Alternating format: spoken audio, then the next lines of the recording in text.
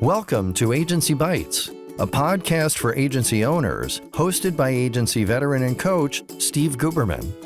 Agency Bytes is a podcast focused on delivering actionable agency information from agency experts in about 25 minutes. Why 25 minutes? Because who has the attention span for much more these days? And you can squeeze in a listen between meetings with time for a bathroom break or coffee refill before your next meeting.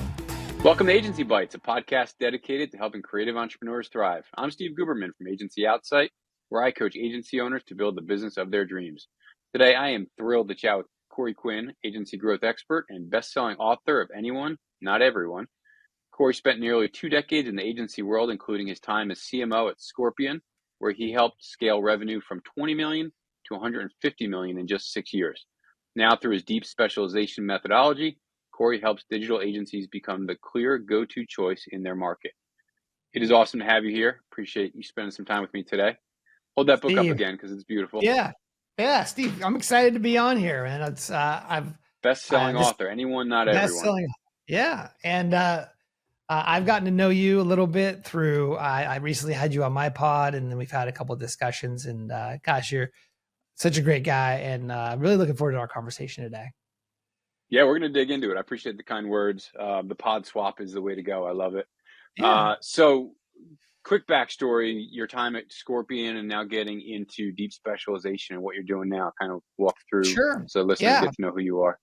So I graduated business school here in Los Angeles at USC a long time ago now. And while all of my classmates were all going into commercial real estate, because that was the kind of the big thing back then, I decided to go back into the internet. I had a .com business that I started a long time ago. I was wrapping up business school and I decided, hey, I want to get back into the internet. It was 2000 and let's call it 2007, 2008. And my first job out of business school was as a business development rep for a digital marketing agency called The Search Agency. And they were selling premium SEO and PPC to large retail brands. And I personally sold deals into Lululemon, Remax, the Men's Warehouse, Hyundai, all of these really big brands that had big budgets. And we were selling 6 and sometimes 7-figure deals, like SEO and PPC deals. It was pretty awesome. And during that time, I really fell in love with the sales process. I loved selling. I loved the consultative sale and that whole process. And I was pretty good in that I was able to be the top producer for, I believe, like 15 consecutive quarters on the sales team. I was always number one, always the best producer, really, really productive. That led to sales management role, as it typically does when you're the top seller, you go into management. Yep. And then eventually I was recruited to go work for an agency called Scorpion. And at Scorpion, I was transitioning into the marketing aspect of selling, let's call it, which is selling one to many, if you will. And my role there was chief marketing officer. And the business I walked into was a relatively successful agency. They're doing $20 million in revenue, a big concentration on personal injury attorneys. And the reason why I was sort of invested in by the founder of Scorpion was that while he had a very good business, $20 million business, it was all driven based on kind of word of mouth and inbounds, which is great. However, he wanted to grow. It's a very ambitious guy, right? And ambitious meaning he wants to help a lot of people. He really wanted to make a positive impact in the world. And growing through inbounds and referrals only was just not good enough. Right? We had to accelerate the growth. There's so much opportunity, right? And but so hold on a sec. 20 million Yeah. without like a rev gen strategy with doing referrals, word of mouth, like that's insane at those numbers. But I am curious, while you're tracking this trajectory, can you also track EBITDA or profit or something to track along with gross sales? Some inside ball. So this is back in the day when Google, we were a premier partner, and they would also do give you bonuses based on spend. Yep. And so our job was to try and grow the business fast enough so that we can get this really great bonus, which is basically a percentage of the ad spend that we brought onto our platform. So we effectively were co-funded by Google, informally as a result of that, Yeah. right? So we were really incentivized to really grow that because it was very, very profitable for us.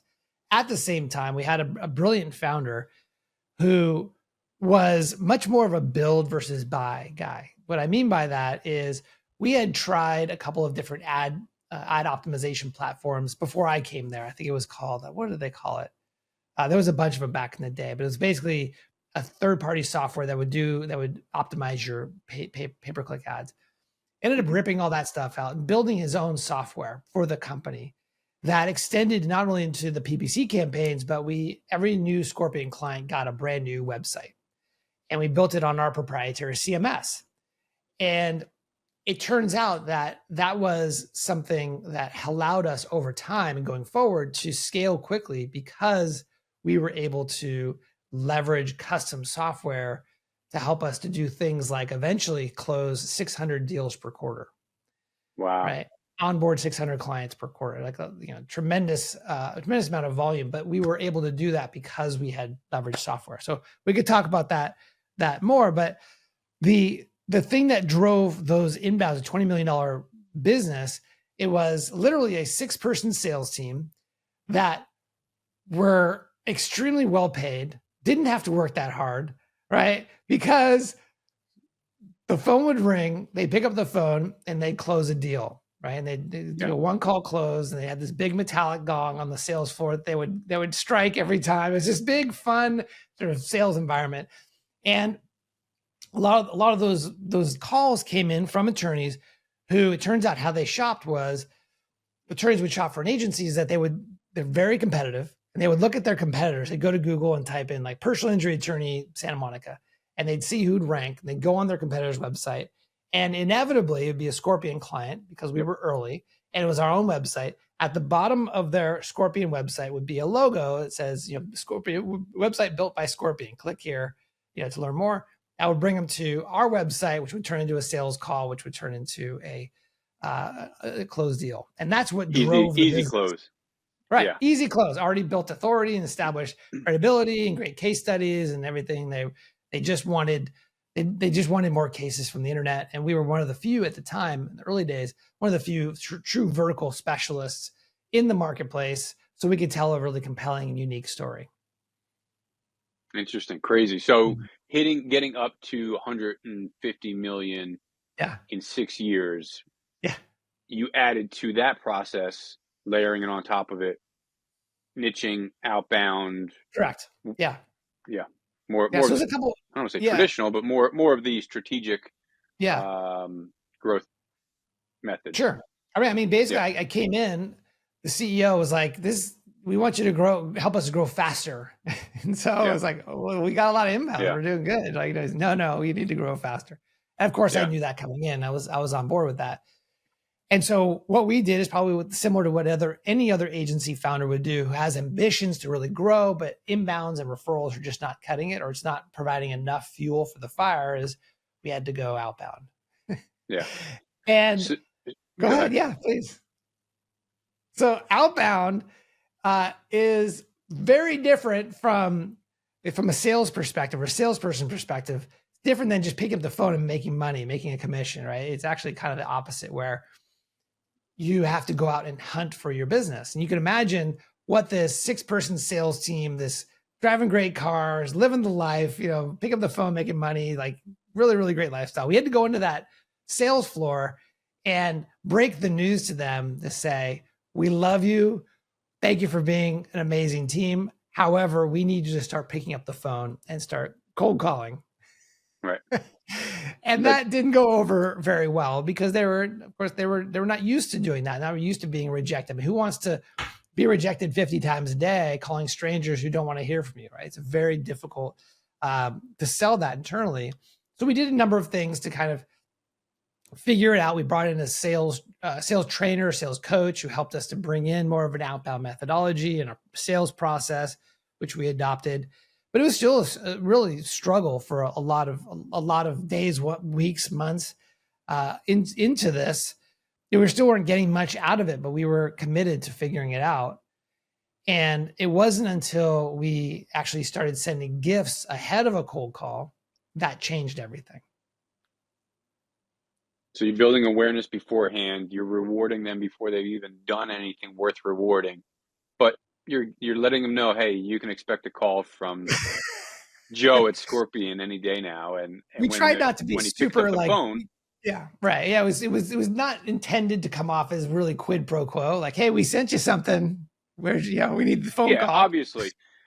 Well, there is the methodology. A lot of people Right. will say, like, yeah, in a gifting strategy, don't reward bad behavior. And so if they're not going to hire you, don't waste the effort and the money. But in your case, Right. you're doing the cart before the horse to Correct. seed the company name, to seed the value, to, again, not Correct. that now you should feel guilty to hire us, but we're letting you know Right. who we are ahead of time.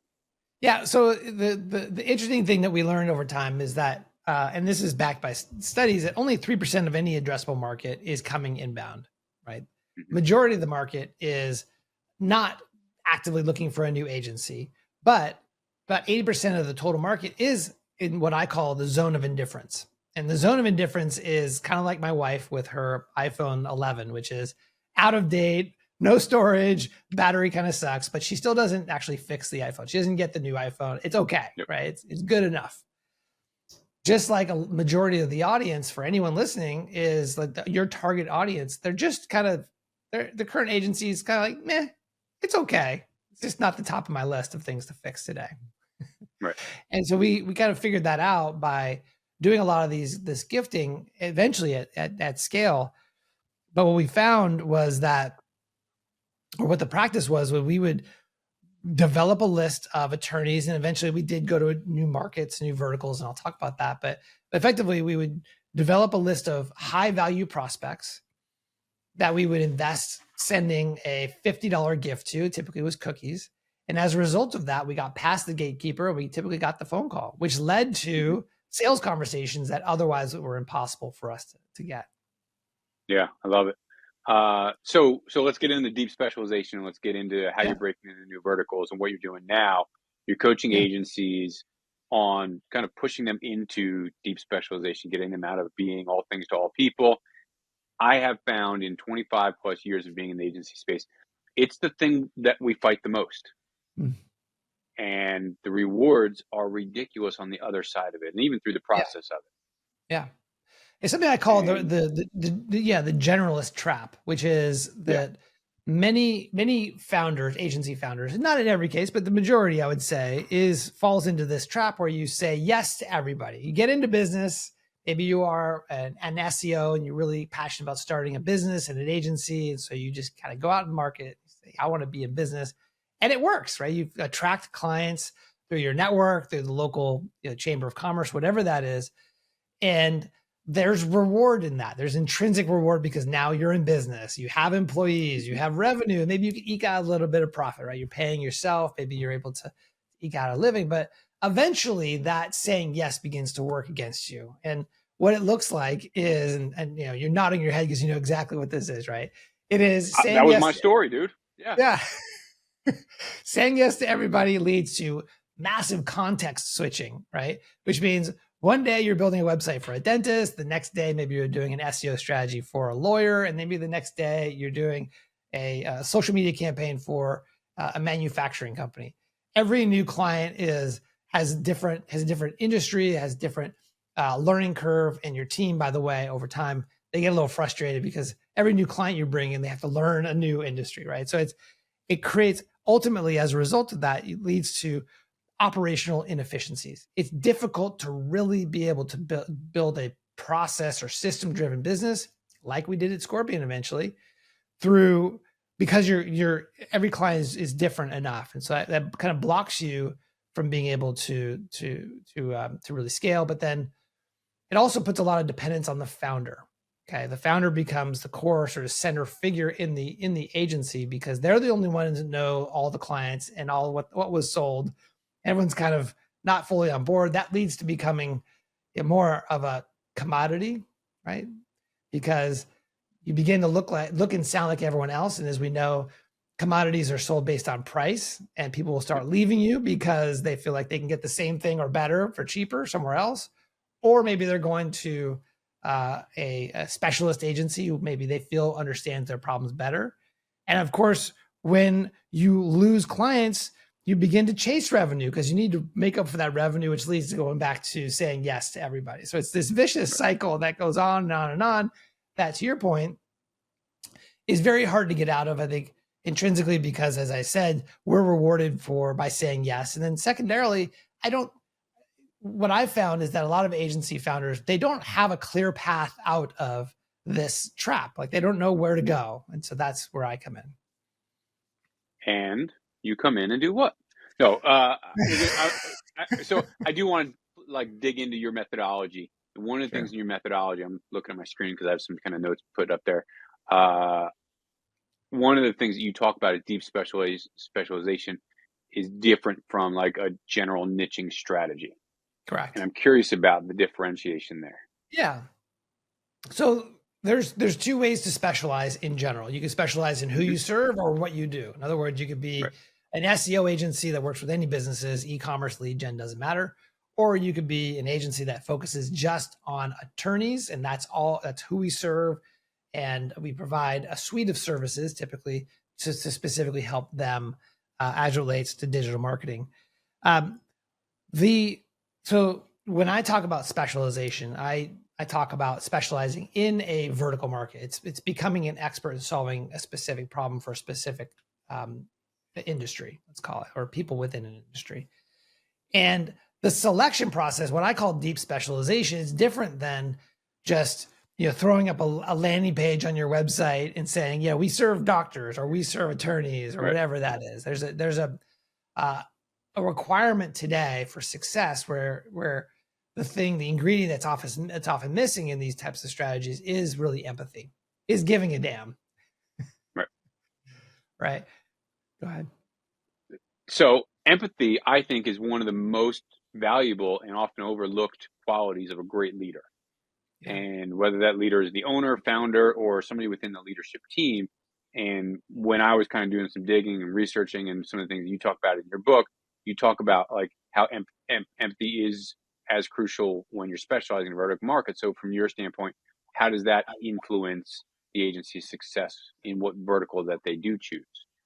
Such a good question, Steve. So how it influences is, first off, buyers care that you understand their specific problem, not a generic version of their problem. They want to understand, they want to work with someone who can demonstrate that they've solved that specific problem for someone who looks exactly like them. That's number one. So it helps you with your positioning and your ability to build trust and authority in the mind of the buyer. But I think over time, the agencies that are truly successful taking this approach of the specialization approach are, I think, on an identity level, they really move out of the belief that they're in the agency industry, and they actually believe that they transition into the industry of the buyer that they're working with. So I'll give you an example. There is an agency founder. I had him on my podcast. His name is Luke Egebrod. He has an agency called Phaser. They target the construction industry.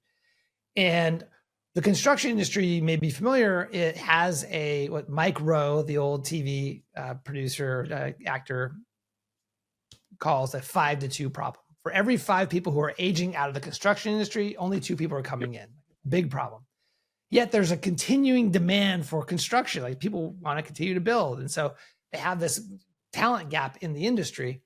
It's very real. And so what Luke has done, because he is not just an agency, but now he's a member of the construction industry. Like, those are his people. Their problems are his problems. He's started a scholarship that raises money to fund kids who are going from high school, not going to college, but going directly into the trades. So he uses this scholarship to raise awareness, to support kids who are going into the trades, as a way to not just lip service say, yeah, we're a member, we're part of the industry. They're actually doing things. They're behaving in ways that create evidence from the buyer that, hey, these people really are one of us. They understand us, and they're credible, they're visible in the market, and they're worth taking a bet on. That's such a powerful example of like really embedding yourself in the industry that you serve, whatever came first, his allegiance to the industry or seeing that this is a viable industry for us to own as a vertical. How do Correct. we embed ourselves, and leading with your heart, and putting your like literal money where your mouth is on how am I going to improve this industry? That's beautiful. What a Right. great example. Yeah. Right. Exactly. And so part of the selection process in this journey from being this generalist who wants to really, break through whatever ceiling they're struggling with is really asking, getting serious about, do I actually care about this vertical market, or what are the conditions where I could care about this vertical market? In some respects, you see agency founders who grew up in a house that was, they're raised by plumbers. So empathy is already given, but there's other Right. situations where that just doesn't exist. And you have to go through a process to really think about, like, gosh, if I'm going to target this vertical market and spend the next, bless you, the next, 5 to 10 years or whatever time span, spending time with these folks, going to their conferences, speaking on their stages, creating really great, impactful content. Like, where do I see myself really aligning with and really excited about that industry? Because that's truly the empathy that's required. Yeah, and that's a really good point. You're going to spend the next 5, 10, 15 years living, eating, breathing in that space, rubbing elbows with people, and getting to know them and their families and what Yeah. makes them tick. And so Yes. choose wisely, I guess, is the point there. Yes. But so Yeah. Scorpion was like heavy and legal, and then Yes. brought on a second vertical. Do you Second, third, and believe? fourth. Yes. Okay, so talk about that, because when I talk to Yes. owners about niching, they're like, I don't want to just do healthcare forever. We're going to get bored, or we're going to. This is an amazing, like, wives' tale, whatever you want to call it. We're going to run out of leads in this industry. Which, come on, Right. you're not. Yes. You know, it's not that small of an industry. No industry could be that small. But to your Yeah. point, 1, 2, 3, 4. Like, how many do you think an agency can own at scale? Sure. So that's a great question. And at Scorpion, the way we did it was a little bit, maybe a little unique, but I really believe it was the right way to do things. And so we started off with legal, and we're making a ton of money, getting funded by Google indirectly, but we wanted to expand into another vertical market because we felt like we had good momentum there. We had systems and processes and dedicated resources. We wanted to go into another vertical. So what we looked at was, what other verticals are like attorneys, i.e., local service businesses that have a radius around which their business that they want to service, that they rely on leads from Google, right? So we did a lot of research, and the next best vertical market was home services, right? The So plumbers, just the adjacent. electricians. It's Yep. an adjacent market, right? It's very logical. They need websites, they need LSAs and PPC and SEO and all the things that we'd already established. What we learned, interestingly, was that they're very different than attorneys in many, many ways, what they care about and how they behave as clients and so on and so forth. But effectively, the way that was different was, we didn't just put a landing page on the website that says, now we also serve home service businesses. We actually carved out separate resources. We hired a separate sales team. Eventually, we hired separate account managers to help support that business. Because what we learned in the legal business was that the reason why we had a fantastic client retention rate was because we were truly specialists in the legal market. The account manager understood personal injury attorneys at a deep level and could empathize and be able to anticipate things in the law firm that even the law firm owner wouldn't even know to think about. Like that value, we had to recreate that in home services by dedicating resources there as well. Yeah. So effectively, it was a separate business unit, separate sort of leader of that unit, different teams across all of the aspects of servicing a client. And that really helped us to establish a really strong home service vertical, which today is really, really powerful for Scorpion. We decided to go into another vertical market, which was franchise, multi-location businesses. Now, it turns out that the vertical within franchise. So franchise is different because it is not really a vertical market. It's more of a business model, but it's effectively multi-location businesses. In any event, that vertical market had a different rhythm, had a different buyers, different approach. That was a separate whole business unit for us. A major difference is an attorney will do a one-call close. An established franchise brand they want to go through an RFP process. They want you to fly out, the whole thing. It was a whole different world, right? And so we built out that vertical market, and then we went into medical. And that's the one that we backed away from eventually because it was too different from our core. And there's reasons why, but that was eventually a vertical market that we never really fully developed like the other three. Yeah. I think it's one of the things to really think about when agencies are digging into how do I niche down and stop being a generalist? Because the fear is, and maybe you have some insight on the fears related to it specializing. So many agencies are, we're going to get bored in one or two industries. What if that industry dries up, like we saw during COVID? You saw, in-person events dry up. You saw travel and tourism dry up. Things like that. So my belief is always like pick four, and I use the analogy of like the four-legged stool. If one of those industry goes away, your three-legged stool is still going to be pretty stable. You're going to be okay. Right. Balancing on two might be a little tough, but I'm curious what your experience with the fears surrounding niching down. Yeah, a lot of the fears you mentioned are definitely valid from my experience. Like people will say, well, our creative teams are going to get bored just doing dental websites all day. Like that's not going to work for us. Yeah. And that is a real reality. And at the same time, the purpose for taking a vertical specialist approach is because you have a vision for your agency. You want to build certainly wealth for yourself and your family, but also for your employees. You want to have a greater impact in your clients. So there are trade-offs in that respect. The reality is though, if you have a really great team, a very talented creative team, from a practical perspective, you're going to have to let them do some creative projects that are off the reservation, right? You're going to have to say yes to some clients that aren't perfect fit just to keep them engaged and challenged. The other aspect that I talk about, I mentioned in the book, is that you want to drive focus into a vertical market and really become, build your expertise, your positioning. But at a certain point, as a founder, you can lift your head up and actually look for what's the next vertical market. You don't want to do that too soon, but at about what I call 3% of the market share, which if you have a market that you're targeting that has 10,000 businesses that are your ICP or your target audience, once you hit 300, at that point, it probably means you have enough momentum internally. You've got systems and processes. You've got you have a really great asset there. As a founder, you can go, okay, what's the next adjacent vertical that we can concurrently start to build to add some more depth and variety to the business? Yeah, love it. And then my last question, because I don't want to run too far over time. Sometimes I don't care about the time. Sometimes I just want to be respectful, because I do promise, try to keep it to about 25. But what are your thoughts on kind of future trends of agency specialization and kind of as AI is coming in and digital landscape is evolving? How do you foresee the role of specialization changing in the next, 2, 3, 5 years?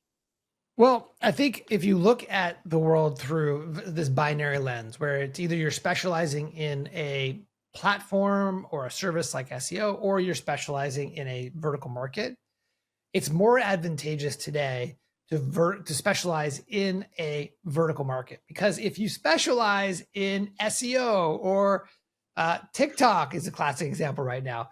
The world that we live in is the level of innovation and change is only going to increase. And what I've found, and what my clients have found, is that when they specialize in a vertical market, ultimately they're helping to solve a real world business problem, such as getting new cases for attorneys, could be an example. The attorneys really don't care at the end of the day what tools you use in order to drive that outcome. They just need help because that's expertise that's outside of their sphere of comfort or experience. And so when you focus on a vertical market, the tools may change, but the outcomes will remain the same largely. And that's certainly true in AI. As an attorney, you probably don't care whether or not the ebook that was launched was written mostly by AI or a human. What they care about is, are they meeting their business goals? So that's the benefit of taking a vertical specialization approach in my mind. Love it. Beautiful. So much insight. Make sure you check out Corey's podcast, Deep Specialization. Get the book, probably on a shelf in your nearest bookstore. It can be delivered to your house tomorrow. Anyone, not everyone. Brilliant minds. I'm going to wrap it up with 3 random rapid fire questions from my robot that I work very closely with. So the Ooh. first is, if you had to rename your agency based on your last meal, what would it be? Blueberry smoothie. Perfect. What's one thing that we might all be surprised to learn about you? I was a childhood actor. I started the world's first ever recorded Chicken McNuggets commercial when I was 6 years old. Get out of town. That's fun. Yeah. All right. You Yeah. still get royalties from that or no? I wish. Ooh, that's long gone. And then finally, if you had to market your agency using only 3 emojis, what would they be? A target symbol, a fire, and then a rocket ship. Love it. I feel like I've seen you post those. Yeah, that works. That's my go-to. Love it. Corey, my friend, thank you very much for joining Thank you, us, for Steve. sharing your expertise Likewise. and your wisdom and experience with everybody. Really appreciate you being here. Likewise. It was a great conversation. Thanks, Steve. Thanks again for tuning in to Agency Bytes. If you know someone with expert knowledge on a topic that agency owners would love to hear about, go to agencyoutsight.com/podcast-guest and nominate them.